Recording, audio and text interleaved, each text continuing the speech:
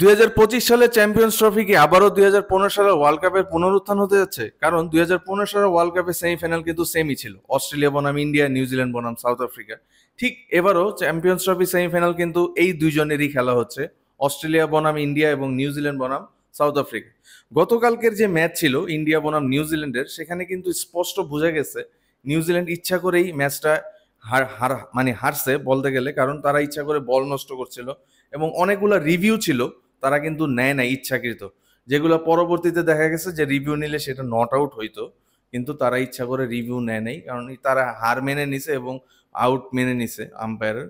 তো এতেই বোঝা গেছে। আর যে কেন উইলিয়ামসন যেভাবে বল নষ্ট করছিল, বাকি ব্যাটসম্যানরাও যেমন মাইকেল ব্রেসওয়েল কিন্তু ইচ্ছাকৃত একটা এলবিডব্লিউ নিতে পারতো, রিভিউ ছিল কিন্তু নেয় নাই। পরবর্তীতে দেখা গেছে যে এটা মিসিং হয়, এলবিডব্লিউ বলটা চলে যায় স্টাম্পের বাইরে এবং নট আউট, কিন্তু সেটা নেয় নাই এবং আউট কাউন্ট হয়। এবং তারা ইচ্ছাকৃতভাবেই বোঝা গেছে যে তারা সেমিফাইনাল অস্ট্রেলিয়ার মুখোমুখি হতে চায় না, তারা সাউথ আফ্রিকার মুখোমুখি হতে চায়।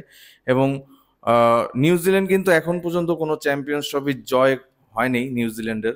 তো এবারই তাদের একটা স্বর্ণ সুযোগ যে সাউথ আফ্রিকাকে হারিয়ে ফাইনালে ইন্ডিয়া অথবা অস্ট্রেলিয়াকে হারিয়ে তারা চ্যাম্পিয়ন্স ট্রফিটা জয় করবে।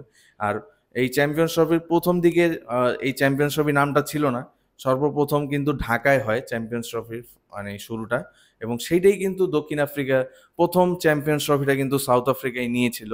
তখন এই নামটা ছিল না, তখন ছিল অন্য নাম। তো পরবর্তীতে এই নাম চেঞ্জ হয়ে চ্যাম্পিয়ন্স ট্রফি নাম হয়, এবং যেখানে অস্ট্রেলিয়া নেয় 2বার, ইন্ডিয়া নেয় 1বার, পাকিস্তান 1বার, আরও অন্যান্য টিম আছে। তো এইবার কিন্তু 2015 সালের সেমিফাইনালেরই পুনরুত্থান হতে যাচ্ছে 2025 চ্যাম্পিয়ন্স ট্রফিতে। এবারে যেটা ফ্যাক্টস সেটা হচ্ছে 2015 সালে যে অস্ট্রেলিয়ার টিম 2025 সালে চ্যাম্পিয়ন্স ট্রফির টিমের চেয়ে অনেকটাই স্ট্রং ছিল। এবং এবারের যে অস্ট্রেলিয়ার টিমটা এবার কিন্তু খুবই বলতে গেলে দুর্বল বলবো, কারণ তাদের মেইন প্লেয়ার কিন্তু নাই।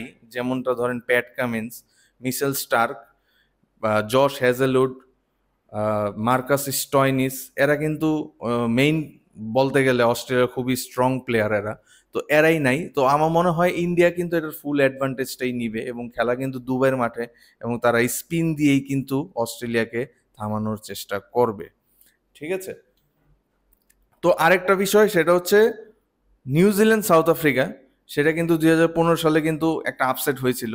যারা নিউজিল্যান্ড সাউথ আফ্রিকা দুইজনেরই ছিল জীবনের প্রথম ফাইনাল ওঠার সুযোগ 2015 সালের সেমিফাইনালে, এবং সেখানে কিন্তু খুবই হাড্ডাহাড্ডি একটা ম্যাচে সাউথ আফ্রিকাকে নিউজিল্যান্ড পরাজিত করে এবং নিউজিল্যান্ড ফাইনালে চলে যায়, এবং ফাইনালে অস্ট্রেলিয়ার কাছে খুবই খারাপভাবে পরাজিত হয়।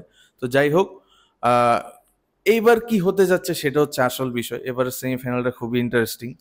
আগামীকাল থেকে শুরু হবে অস্ট্রেলিয়া ইন্ডিয়া, এবং পরশু হবে নিউজিল্যান্ড সাউথ আফ্রিকা। তো খুবই দুর্দান্ত একটা ম্যাচ। কি হতে যাচ্ছে এটা পরেই খেলা দেখে বোঝা যাবে। Good bye.